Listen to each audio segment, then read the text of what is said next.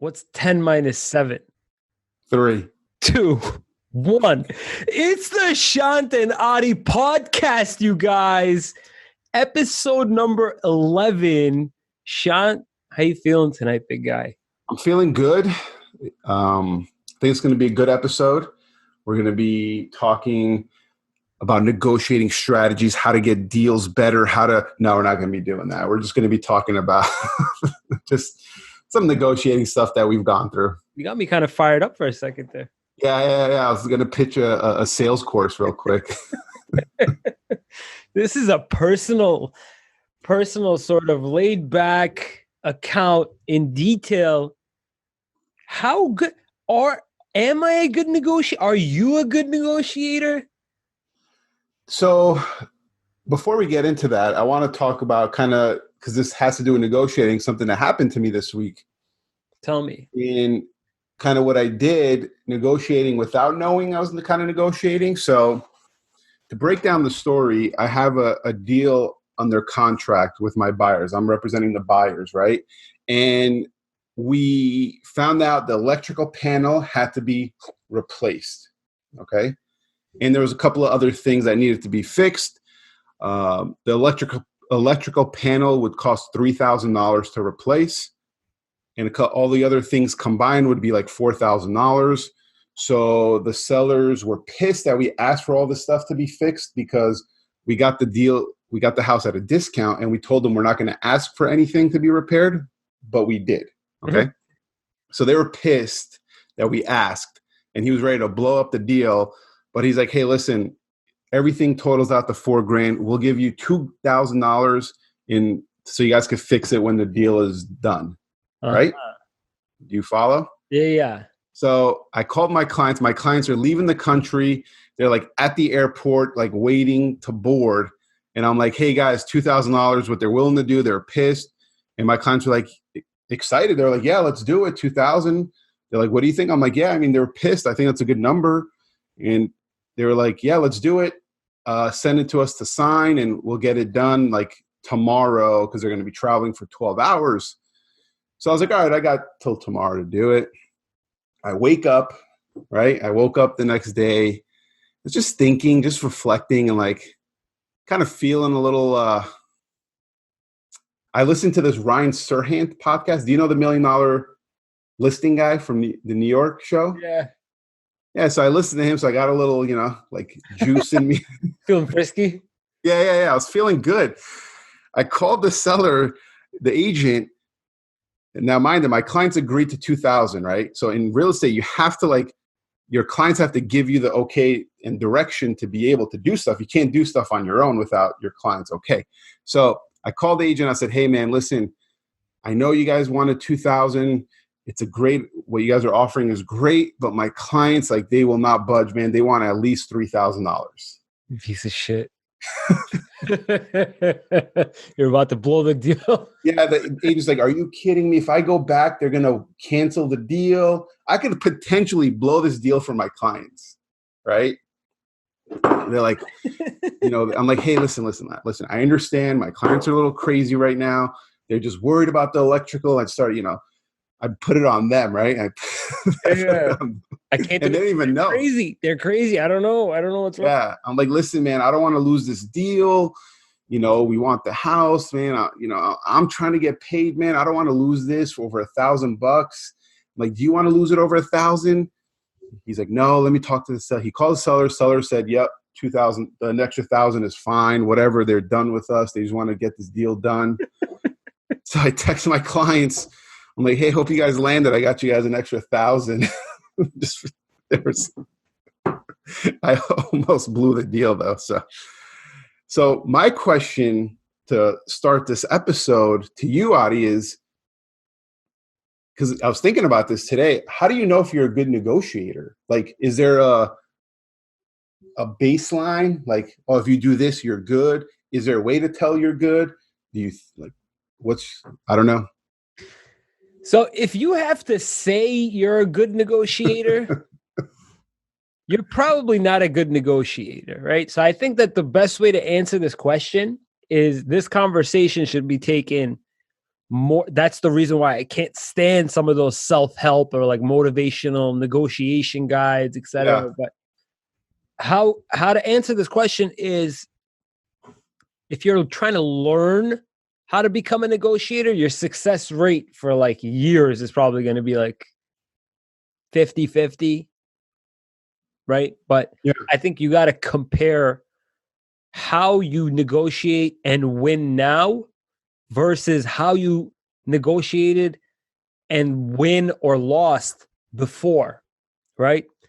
And I'm going to tell you this very, very quick story. And that's Okay. sort of that story popped in my mind as soon as you asked, how do you know you're a good negotiator? And I think that you're going to love this story. So my former boss from BMW, Okay. the head guy, the general sales manager, Paul. So he got transferred to the Mercedes store within the same company as the general manager, his dream position. And, I stayed friendly with him. I even did a couple of deals with him after I had left BMW. And then when he went to Mercedes, I established, my contact with Mercedes as him. Yeah.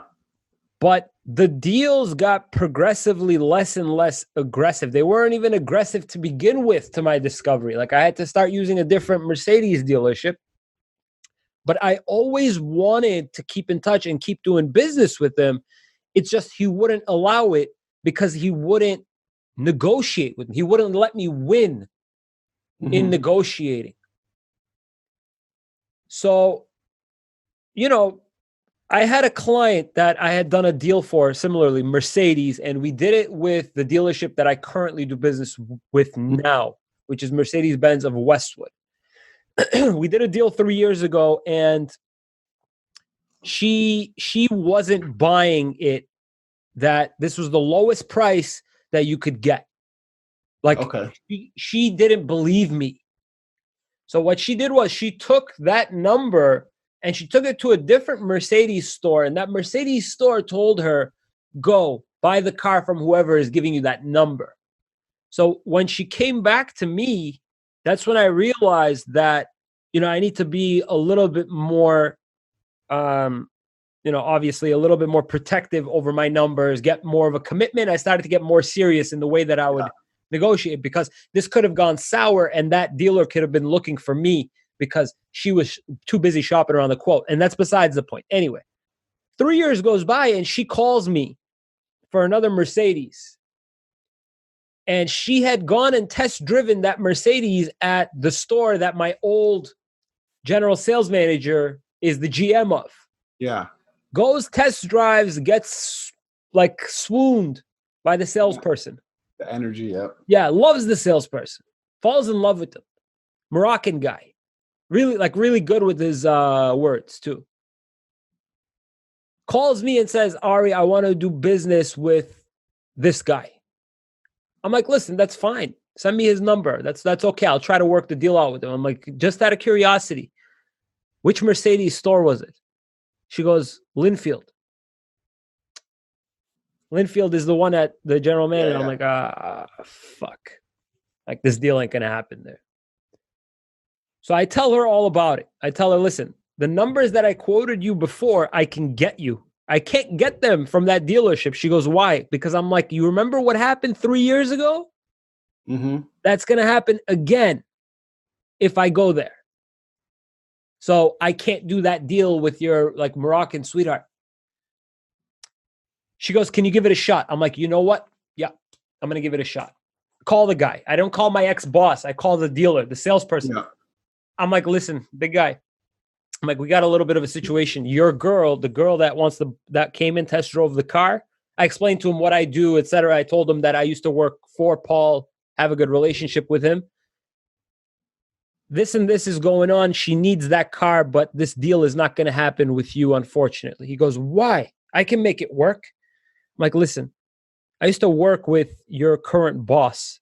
Your boss will not discount to these levels. Your boss won't agree to a number that I ask him for, because it's the number that I ask him for. Yeah. He'll come back at $5 or $20 or $30 higher. just because it's me that's asking. Mm-hmm. So he goes, no, like, let me give it a shot. Like, he's very, very, like, he wants to get it done at the same time. I'm like, listen, I want you to take everything that I just explained to you, and I want you to tell him he called me to let me know what's going on and why this deal cannot happen with him.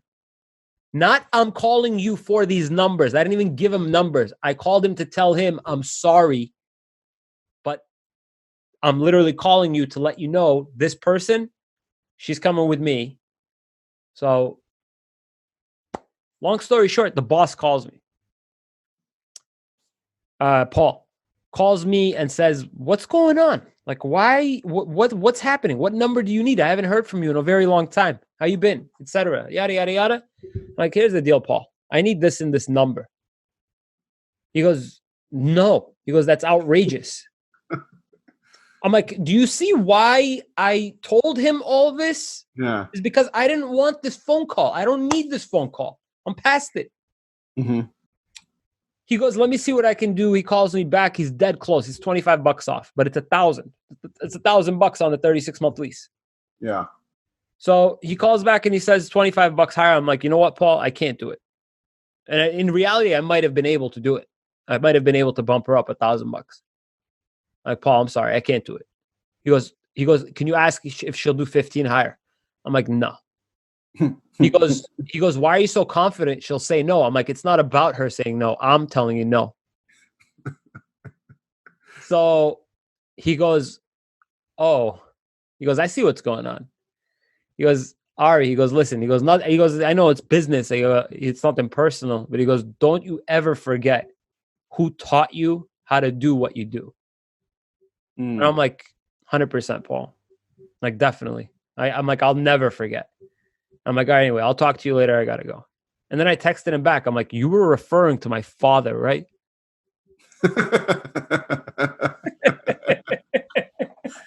That's awesome.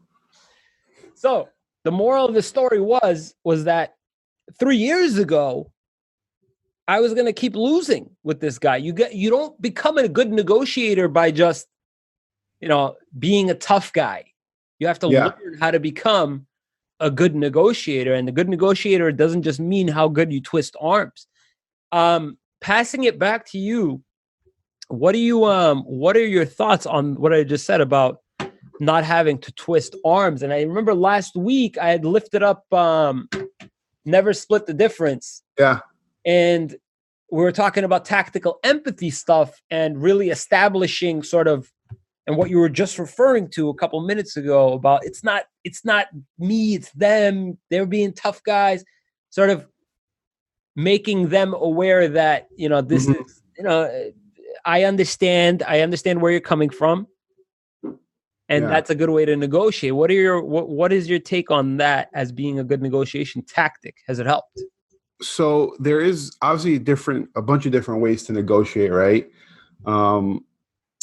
I can't do the twisting the arm, the, putting pressure on people.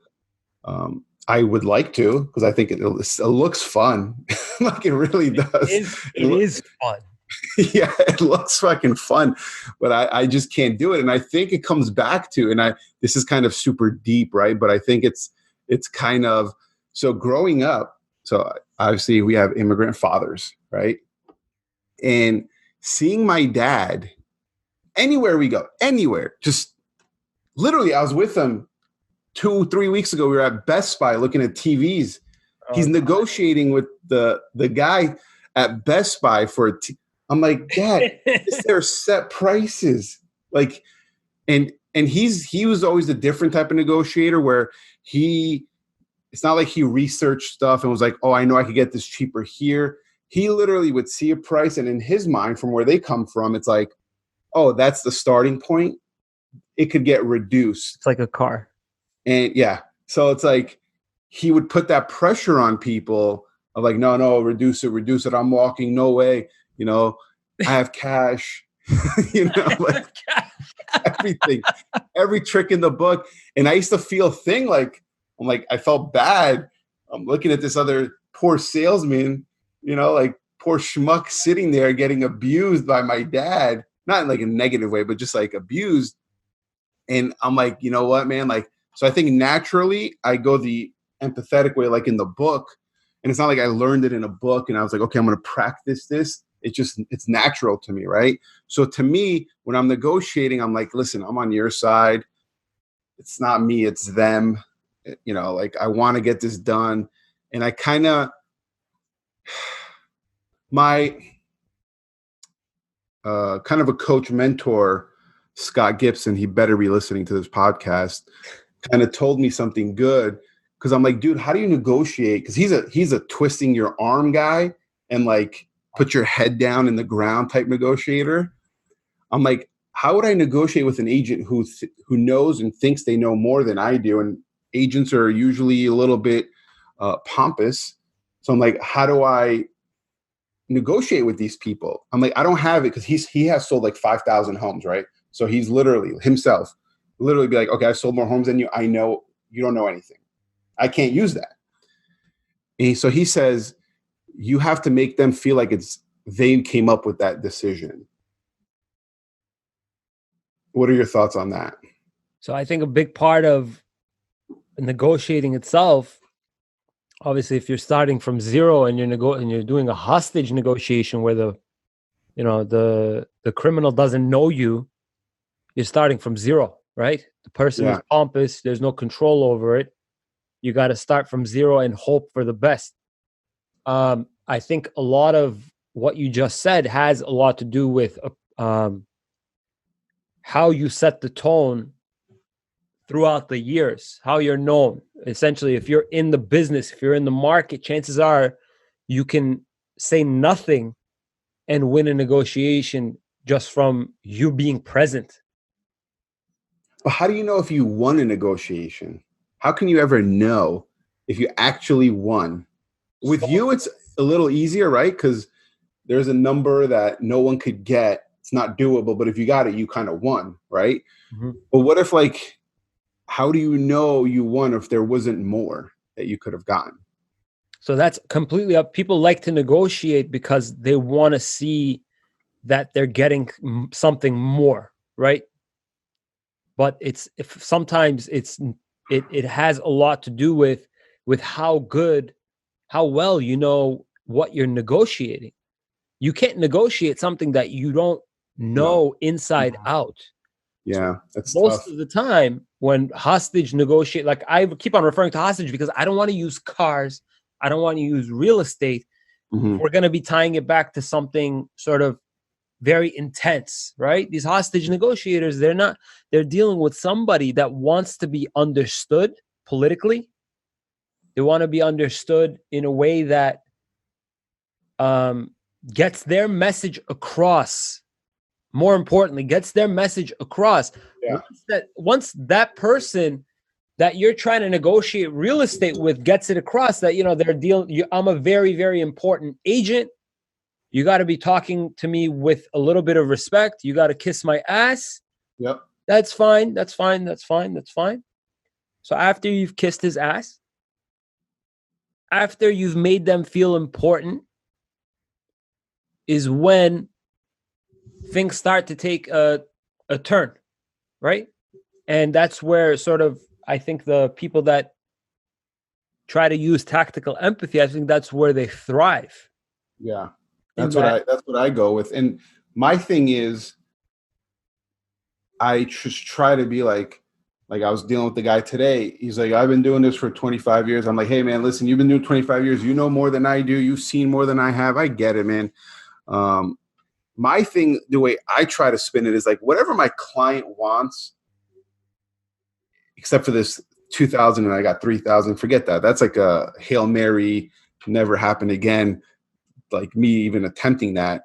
But like if my clients want 2, and if I get them 2, it's a win for us, right? Like it's like, and not every time it has to be like 2. If you want 2, but they give you 15, it's like, all right, both sides have to kind of win too, no? Like, do you think it's like has to be one side? I know it's kind of in the book, I think. I don't remember. It's been a while since I read it. I'm not trying to be an FBI freaking negotiator right now, but do both sides both sides could win, I think, and it's okay. In business, it has to work that way. Okay.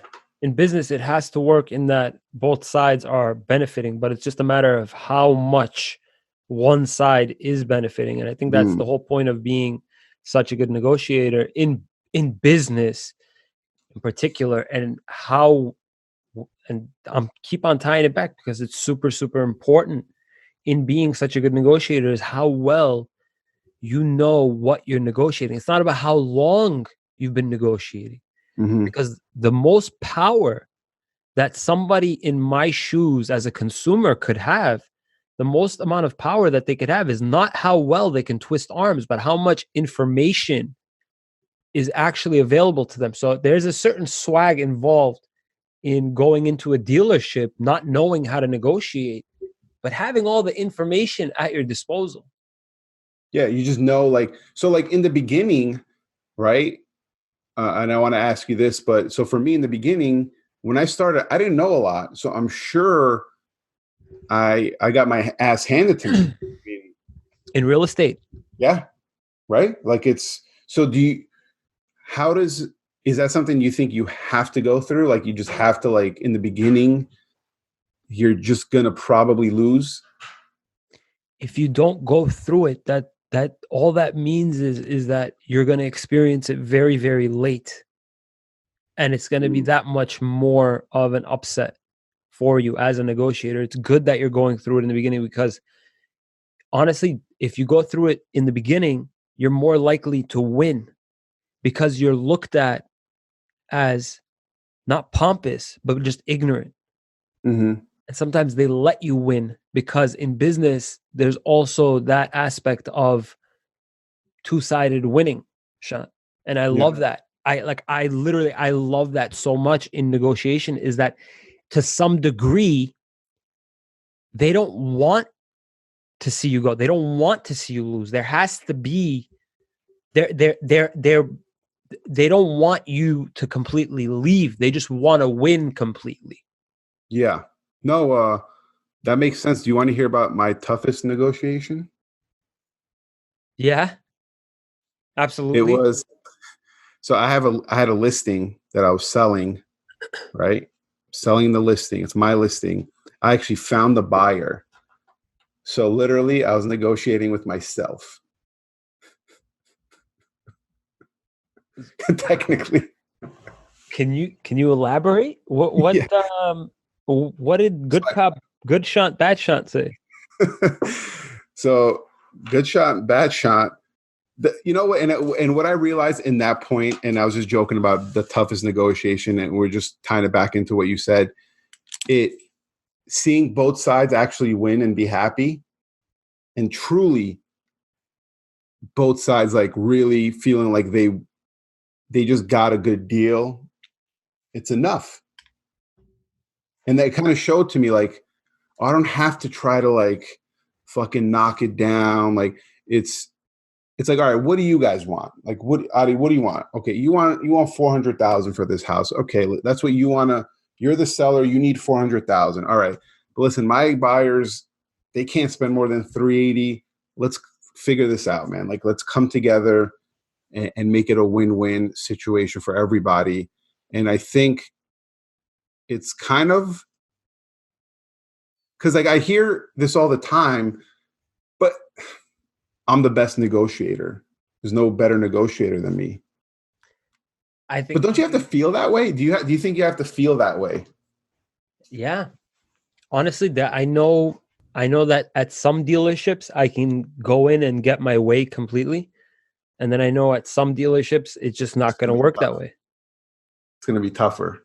It's going to be a lot tougher. Like I can go into my BMW store and ask for 12% off of an X7. But God forbid I have to ask for like 5% off of that X7 in Texas. Mm. It's a nightmare. So I think that you as a negotiator, you as a experienced negotiator, you've got a territory and you've got a name as a good negotiator. I think anybody that's successful without knowing it is a good negotiator.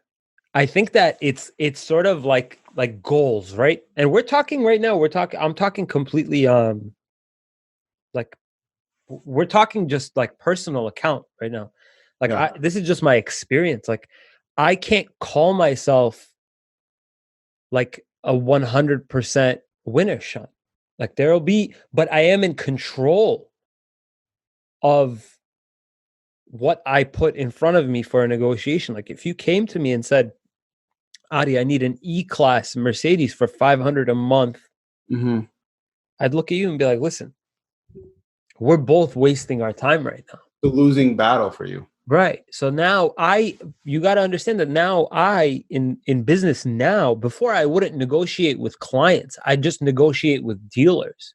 Mm-hmm. Now I find myself negotiating more with clients, and that approachability or that sort of like, track record of being good at what you do plays into account. Like, listen, people come to me because they know that I'll be able to get the job done quickly. And if for whatever reason now I've got a customer asking me for a ridiculous deal, it'll be very, very, first of all, I probably will ignore it completely. And then they're following up, right? So now I'm doing like the reverse waiting game on them. I think it's setting them up now for, listen, if you want me to negotiate, if you want me to get you a good deal, I'm going to do it. And we both know why you're here. But I'm finding myself now not negotiating so much with dealers, but with clients. With dealers, I'm very quick. Yeah. And I don't twist arms, Shant. What I do, and I hope that in some way, somehow, the next time it happens to you, that you'll smile. You'll be like, this is some shit that Adi really appreciates. When it happens, you love it. So I don't like to get in touch with anybody until I'm 100% completely locked in. I've got a commitment. I've got some cash taken, and then I move. And when dealers that I commonly work with now hear from me, it's very, very quick. It's very, very pleasant, but in no way, shape, or form is it ever a win financially. It's a win because they get to sell a car. For car dealers, you got to understand, even if it's a loss, if they're getting a car on the road, it's still a win. Overall, okay? the number of sales and... Yes. Yeah. So you got to look at it this way. In this business, there is winning for them, but it's the type of winning that you don't give a shit that they won that aspect. Mm-hmm. They lost profit. So for me now, when I negotiate a deal, and when I have it in front of me, when I have the dealer in front of me, that deal is getting closed, or else I will not come in front of you. If I got a girl in front of me, which rarely happens, if I have a girl in front of me that I'm flirting with, that deal's closed. Mm-hmm. But it's very rare that I'll put myself in front of them. There's got to be something. There's got to be some sort of like she looked at me from across the room. I know is ready to go. Make the move. Not like beeline, come around. Hey, can I talk to you for a sec? It's nothing like that. And is this the same girl that you talked about last week? The hookers that I had to bring it up again. If you guys didn't listen to last week's episode, I tried not bringing it up this whole time. So no, Shant, the hooker. Okay. The hooker is like negotiating with somebody who they'll take any deal. Yeah. Have to. I'm talking about the one that you're trying to marry. Okay. I know that I mentioned that the hooker is the dealer and the client is the girl you're trying to marry. But in particular, when you're negotiating, there's also, because I told you in last week's episode that my dealer is the ones that the relationships that I nurture now, they're not hookers. Like I need them to do hooker stuff. So I think I completely forgot what I was going to say. Okay, so I have a question for you. So, and I want your opinion on this as far as when it comes to negotiating, right? So I get this a lot, right? And it's kind of Sidebar: are you having fun talking about this right now? about hookers. Because No, not about. Betty's probably, yeah. No, I'm talking about this negotiation talk because I can't Yeah, fucking it's an stand when interest. people say I'm good. I'm good at negotiating. Like, Yeah, buddy, fuck you you. don't have to tell me you're good at Yeah, negotiating. fuck you, man. Yeah, this is exciting because it's like I'm trying to like learn how to be a better negotiator. So You're I gonna get ask me this a a lot. question. Sorry. I get this a lot, man, and it's kind of been pissing me off. And maybe I've been looking at it the wrong way. So I want to ask you. So I have clients who are investors and they want investment property. So they want deals, right? They want to get a good deal, right? It's always about getting the good deal. Hey, Sean, this is at 300. Can we get it for 250? No. Okay. So Sorry. a lot of times they see a house. Oh man, they bought it for 100,000, man, and they're asking 400. Like, hey, we could get it lower, right? Because they bought it for so cheap. Does it matter what someone actually bought it for when they're trying to sell something as far as a negotiating tool? Because to me, it's like, Fucking pisses me off, man, every single time. Like, don't. Adi, what's the new? It's the iPhone 11, right? Yeah. How much does it cost?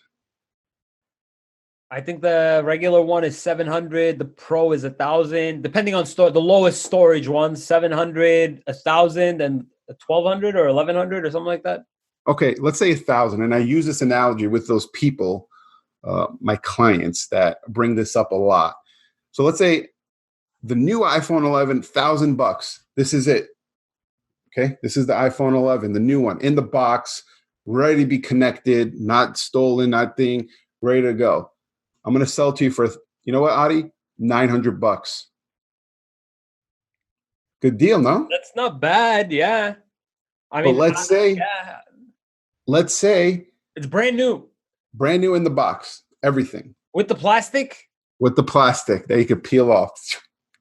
Are you going to charge for shipping? Nope, I'm going to hand it to you. Okay. All right, I'll take it. So $900, right? But what if you knew I had a sick deal, this, that, I got it for $50. It doesn't matter what I got it for. It's worth 1,000. I'm giving it to you for 900. That's what people don't understand. When people tell me, oh, but they got it for this price. I don't care if they bought it a day ago for $100,000. If the house is worth what it's worth, right? Am I wrong? That's you're 100% accurate. You're 100% accurate. Have you seen somebody negotiate down that iPhone to No. $50? No. I'm talking about the real estate. I was like, iPhones are non-negotiable, man. That's one thing. Don't matter who you are. Tesla too. Yeah. So have kind of. Are they the experienced sort of been in the business for a decent amount of time, closing ratio is very high, that type of a person, or are they got very, very lucky and they went in at the end of the month type of a thing? I think, man, there is never. I think what people need to understand, it doesn't matter how good of a negotiator. You never know, like, the seller's motivation, right? So it's always irrelevant to me if someone says, "Oh, I got this and I got that, I got this." It doesn't matter because, like, you could be the best negotiator and you want to buy my house that I have for 400,000, but I paid 350. I paid 450 for it, and I can't sell it unless I get 500 for it. Like, there's nothing physically. The math has to make sense sometimes. We sold my aunt's house for dirt cheap. Really? Yeah, we sold it and it was on the market for a very long time.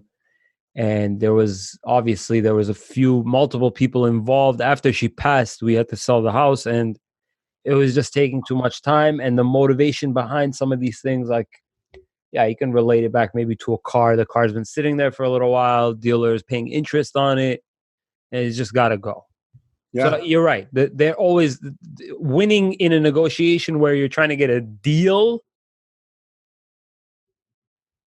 yeah, it's not about how well you can negotiate. I think it's Oh, more about the seller and that aspect of it. I think every single deal that you do or every single negotiation that you have, regardless to how similar the negotiation was the previous time, you've got to take into account who you're negotiating with. yeah, because let's say a Mercedes E-Class, right? What do they go for? What's a good number? The typical consumer pays about $700 a month across the United States right now, with about 3,000 down. Okay, let's say that's the deal. 700 a month, 3,000. The typical consumer. I'm talking about the actual average number right now in America, Okay, United that's States. fine. Let's say that's the number, right? But there's one dealership has 100 E-Classes they got to get rid of, right? So people are coming in, they're coming in, 700 people are buying them, and they're like, they realize, wow, within a week, 2 weeks, we got rid of 90% of the E-Classes, dude, at 700 a month, 3,000 down, like 90% in a week. I'm Yeah. sure it's happened 2 weeks. So they got rid of 90 E-Classes. And then it's like you coming in, Adi, saying, hey, I need it for 6. They're going to laugh at you. They're going to be like, dude, we're going to sell these in the next 2 days. Like, How about if I just sold 10 with that dealership like previously? I was a part of the 90? the 90. No, forget that. Just you, regular guy walking in. Unique situation. Yeah. You're right. It's almost you don't know the market. You're just going in there like a fucking pompous douchebag and trying to get a deal. And I think that My a lot of buddy, because saying, oh, my buddy Thomas in Oregon got it for 6. So, well, I mean, you could ask your buddy Thomas for some help. And I think it's just having that conversation sucks, man. Like trying to talk them in, like you shouldn't be negotiating. Like this is why I would have made. I told you I keep on doing that. Huh? I keep on jumping from sentence to sentence without completing it. I don't know if you've watched that YouTube video about how I got offered a job at Mercedes and why I didn't take it. It was for a sales manager position. Okay. So one of my really, really good friends, we went in to do a deal on an E-Class coupe. And we go there and the manager knew that he wasn't necessarily ready right now, like the negotiation going that far sort of caught him off guard, and the manager that was negotiating with me was trying to do it in a way so that like he's not heating things up to the point of like okay, I got to back away. But he asked a very, very simple question, and he goes, do you think that you can get him to buy today? He asked me about my friend. Mm-hmm. And I said, I think I can. I'm pretty sure I can. And he goes, what number is it going to take? Can you ask him? I'm like, I don't need to ask him. I can sort of tell you. And he goes, what's the number? And I'm like, 600. Literally, actually, 600.99. And he goes, you got to be kidding me, right? I'm like, no, I'm not. He goes, what makes you think that you're going to get 600? And I'm like, because I'm not ready to shake hands with you today, but you are. So if you're ready, I can make myself ready. If you're not, maybe I'll change my mind and come up a little bit later. But if you want to get this done today, Yeah. we can do this today. And he does the deal and he's all jacked up. You could tell he wanted to get pissed off, but at the same time, he made that decision on his own. So to answer your question from before about negotiating and making the other side feel like they lost, I think that this is a good example of it because the guy, after we were finished, he goes, "What did you do before? What was your line of work before?" Because I told him we have a restaurant. And I go, "Yeah, we have a restaurant. I'm currently, it's my father's." He goes, "He's cut the shit. What did you used to do before?" I used to work sales at BMW. So he goes, "Do you want to come and work for us here?" I'm like, "Sales?" I'm like, he goes, No. I want you to be a sales manager here." Mm-hmm. I'm like, and my boy, I'll tell you his name after that too. My boy's like, "What the fuck is going on right now?" And it's all about how desperate the buyer is, right? Like if the Mm-hmm. seller, it all has to do with the seller. And I think negotiating, it's broken down into two. If you're trying to get a negotiation to happen quickly, you've got to find that correct person to negotiate with. But if you only have one person that you can possibly negotiate with, it's not a car, it's not a hooker, right? Yeah. I think ultimately your experience in the past is going to help you there because they're not going to send that guy who has only 1 year of experience to go and do a hostage negotiation. They're going to send in this guy, Chris, Yeah. to do it. So for important tasks like this, it's not the salesperson negotiating. It's the sales manager because the sales manager doesn't have a hooker in front of him. But the other side, the wifey has a hooker in front of him. There's Yeah. many of them. There's only one of me. There's 20 of you. So that's why they send in the sales manager to make sure that it happens. You, not you, but you in turn, if you for whatever reason think that you're a good negotiator and you're actually not a good negotiator and you want to test to see how good you are at negotiating, go and try and negotiate a TV at Best Buy. And I actually mean this in the most sincerest way possible. I'm not telling you that you're going to fail because the odds that you will fail are very, very high. However, TVs, for some reason, are actually negotiable at Best Buy. And this Really? is not come on. Seriously? You've never been to your dad when you've never been with your dad when he's actually won at Best Buy? So here's the deal.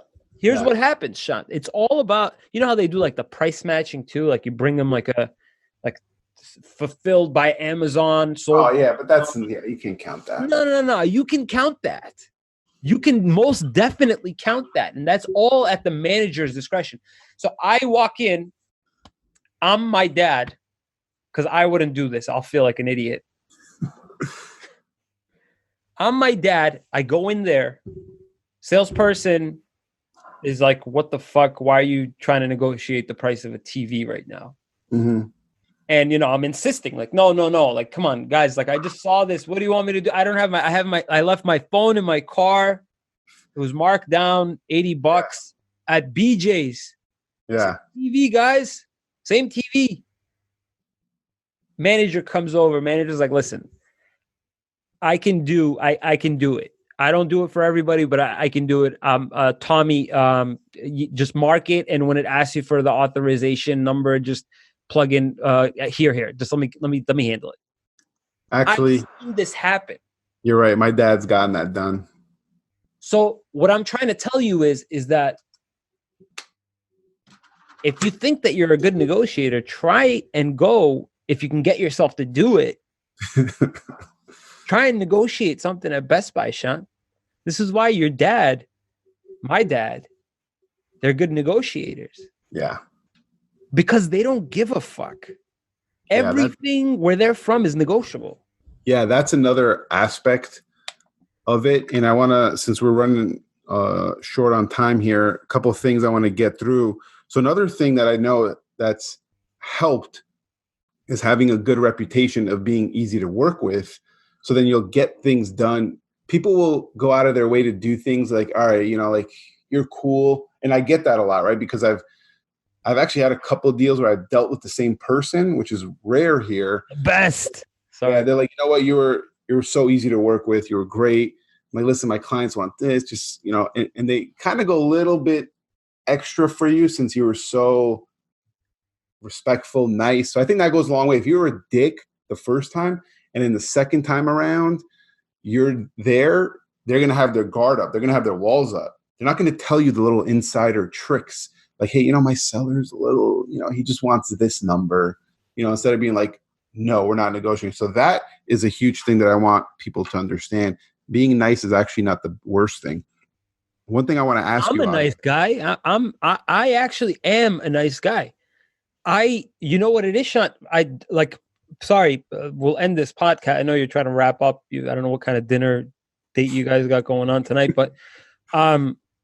Most people perceive me as a nice guy because I actually am a nice guy. And that's what this is all about, is establishing yourself as the easy to work with, as just give him what he wants type of person. I've heard some stories of you, the dealerships, but one last question. You're talking about the brothel, not the dealership. Those were the hookers that we were doing. Yeah. Okay.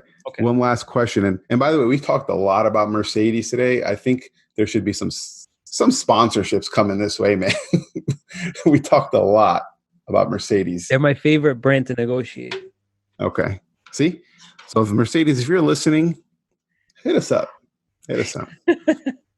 So do you think, because I've heard this, and I don't know if it's true or not, in negotiating, the first person who gives the number, are they the ones who typically lose in negotiating? No. Why?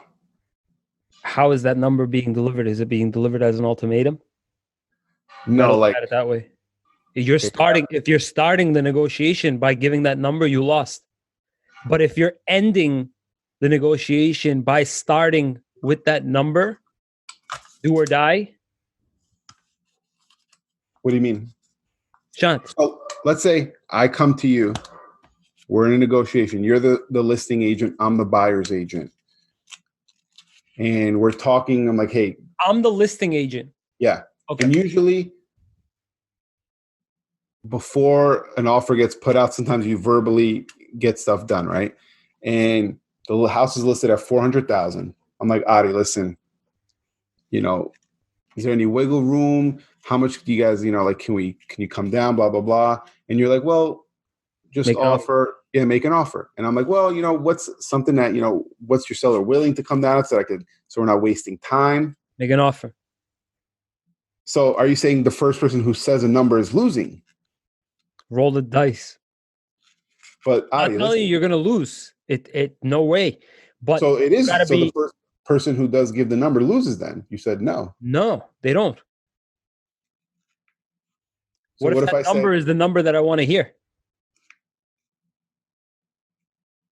I get it, but my thing is, so even if it is low, that's fine.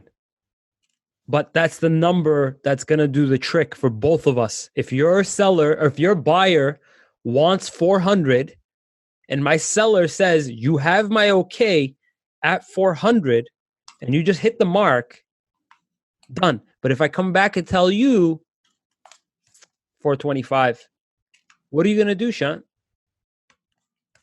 You're going to negotiate up, or are you going to say, thank you so much? I thank you so much. Yeah. So you think you lost right there? You didn't lose. When you're negotiating with a dealership, they ask you what's the number. So you give it. I don't get asked what's the number anymore. I don't do that. So what do you do? I tell them the number. I approach them and say, guys, hi, how you doing? Ari, back again.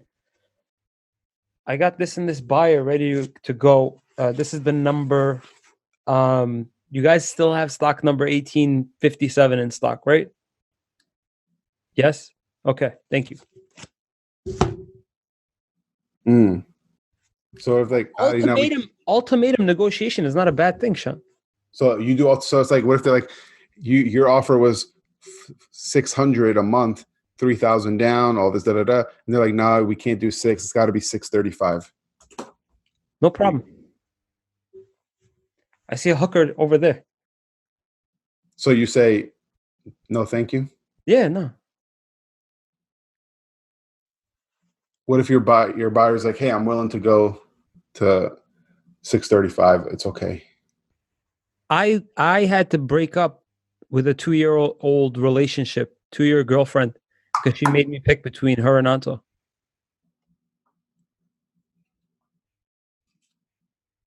Ultimatum Negotiation. 2-year relationship, wife material. Don't fuck with me. So I'm trying to tell you, you are that type. You are the don't fuck with me type. You just don't know it. What I'm trying to tell you is that you, as a quote unquote good negotiator, you don't start the negotiation only to continue it. You don't ask the price. This is it. Nice guy, right? This is it. This is what I can do. There's plenty of houses in Gilbert right now. Mm-hmm. Take the offer. I'm going to make this very easy and pleasant for you guys. Either you're smiling, you're not smiling. It doesn't fucking matter. The offer is there. I'm handing it to you, and I'm not really trying to hear a counter offer. That comes off in body language. That doesn't come off in text message or anything like that. You could do it in an email. That's fine. Even if you're doing it in an email, the wording in that email conveys this is an ultimatum. So I'm pretty positive that even if they tell you no and you lost and you look like a douchebag, you're not going to get anywhere successful by not doing that. So the ultimatum negotiating, that's Ari's. So if you guys want to sign up for our negotiating course, you'll learn Ari's no bullshit, no second counter offer. This is it. Take it or leave it. It's a calculated. Because your offer is very calculated. If I know that I give up Anto, it's not going to be just Anto. What if my brother comes cousin next? Then it's your cousin in Arizona you got to give up. Then it's the podcast you got to give up. Yeah. So let's just not. I'm not giving up anybody except for the person that's trying to make me give shit up. How about that? What did Anto do? He always like purposely called and fucking like, where are you? Are you with your fucking girlfriend again, bro? You're so fucking like always pestering. And like, I regret it now, like giving into that a little bit because he ruined that relationship. And he knows it. Like I keep on telling him, like, you are the reason why me and her didn't work out. You know that, right? And he goes, bro, but you don't understand. You gave her up for me. Like, that's how you know we're boys. I'm like, okay, be my boy. Stop doing this shit on purpose. Like, you know you're doing it on purpose. It's an attention thing. Like, give me attention. Give me attention. It's like a fucking, like a puppy. Fuck, man. Lost the... Anto, you owe Ari. He's forever indebted. And now you have a negotiating tool on him because you have leverage, my friend. Shant, man, such a good episode. If anybody, dude, I don't know which one of you guys listened from beginning to end, but I hope that you enjoyed that. Sometimes being the nice guy will get you far. You just got to use it. Don't abuse it. Make sure that you're getting the most out of being the nice person and getting your foot in the door. Right? Shant's a nice guy. I know you're a nice guy. You convey nice guy. Yeah. You kind of are a dick that you're using it like that. Tactical empathy, but it works. That shit like a little weasel. Works. Like a little weasel. All right, man. This was fun. I like this one. Good night, Shant. Good night, guys.